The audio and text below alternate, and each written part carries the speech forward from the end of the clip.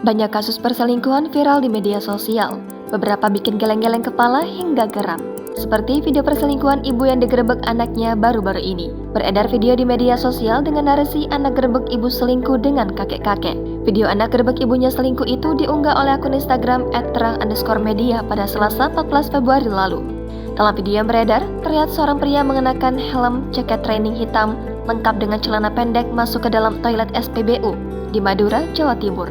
Pria itu tampak buru-buru sembari menggenggam ponsel miliknya. Setibanya di depan pintu toilet, pria itu kemudian mengetuk-ketuk pintu tersebut berkali-kali. Meski sudah diketuk berkali-kali, tampak pintu toilet itu tak juga kunjung dibuka. Laki-laki itu pun tak menyerah begitu saja. Ia terus mengetuk pintu itu hingga seorang wanita berjilbab yang mengenakan blazer kuning keluar dari dalam toilet.